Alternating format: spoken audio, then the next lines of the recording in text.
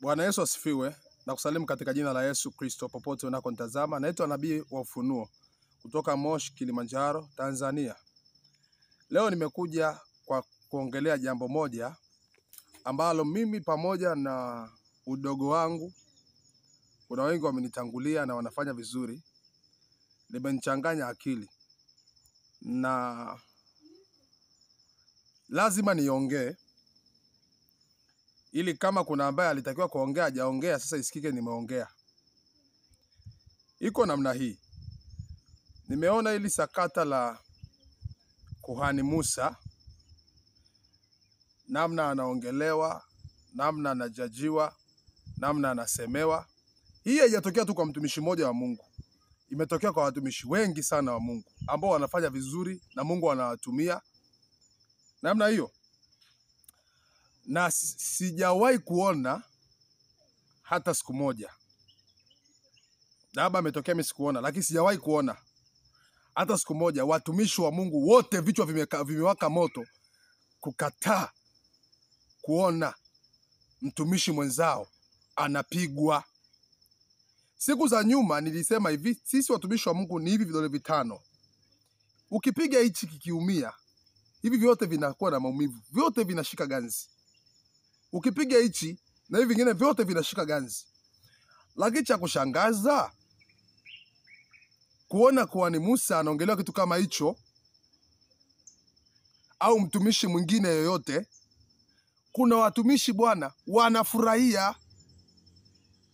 Yaani mtumishi kabisa eti ni wa Mungu anafurahia, na ajiuliza, je, huyu mtumishi ana Roho Mtakatifu ndani yake? Ishu ya mimi kuongea hapa, sisemi namtetea Kuhani Musa, lakini nautetea mwili wa Kristo. Kwamba huyo Kuhani Musa anamhubiri Yesu ambaye sisi tunamhubiri. Anasema habari njema za Mungu ambazo sisi tunasema. Inakuwaje wewe mtumishi wa Mungu na wewe ambao unahubiri habari njema za Mungu Baba, ufurahie kuona skendo chafu, uharibifu wa mtumishi wa Mungu mwenzako? Unafurahia nini? Unafurahia nini? Yaani kinachokufanya unafurahi na kuposti, unafurahi na kuona kwamba ni unabii wako umetimia nini? Ni kitu gani? Ni kitu gani? Inatuonesha kwamba wewe una roho ya wivu. Yaani inadhihirisha wazi kwamba una roho ya wivu, kwamba ujisikii vizuri pale alipo Kuhani Musa. Unatamani aumbuke, apotee kabisa. Hilo sahau kuni akili yako. Yaani sahau kuni akili yako. Watumishi wa Mungu ambao mnafurahia kuona anguka na mtumishi mwingine, mimi nina mashaka na wewe kabisa. Mtumishi wa Mungu iko hivi, mtumishi wa Mungu mwenye nia nzuri, mwenye Roho Mtakatifu, akiona anguko la mtumishi mwenzake, moyo wake unaugua. Lazima augue ndani yake. Lazima augue ndani yake. Atamuombea yule ambaye anaona uharibifu kwenye maisha yake. Kwa sababu anguko la Kuhani Musa ni anguko la maelfu na mamia ya watu. Lakini kusimama kwake ni kusimama kwa maelfu na mamia ya watu. Kwa nini unafurahia? Una watu, hata watu 7 unaohudumia kanisani kwako, lakini unafurahia.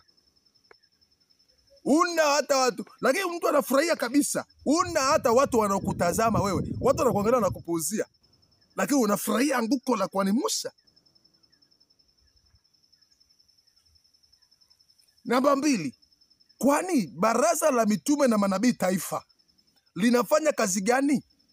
Nini maana ya baraza?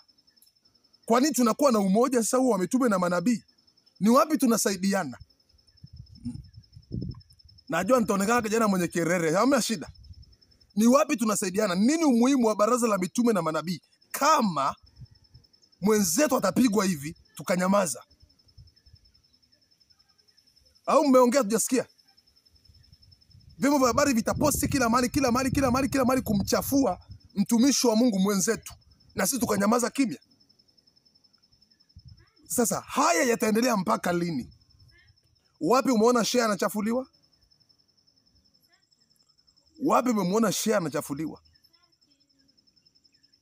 Lakini mtumishi wa Mungu anaweza akachafuliwa saa yoyote, mahali popote, akaongelewa chochote, na dunia ikasupport, na watu wa kawaida wakasupport, lakini kanisa la Mungu limenyamaza kimya. Limenyamaza kimya. Limenyamaza kimya. Ni wapi tunaelekea? Ni wapi tunaelekea? Wakati wa mema yake kila mtu anamshangilia. Wakati wa mabaya kila mtu anakaa mbali naye. Hakuna mtu anaongea. Nimeongea kifupi sana leo.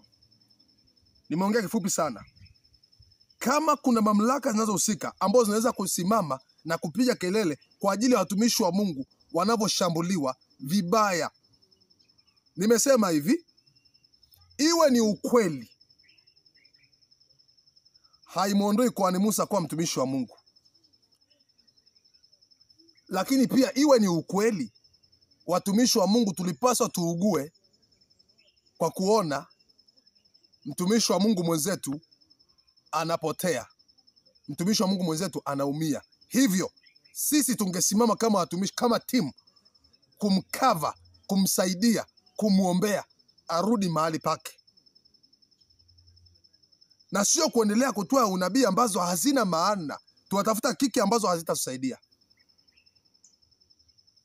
Mungu akubariki wewe ambao utanielewa nilichokiongea. Wewe ambaye utaona nimeongea vibaya, endelea kuwa na kichwa chako kigumu.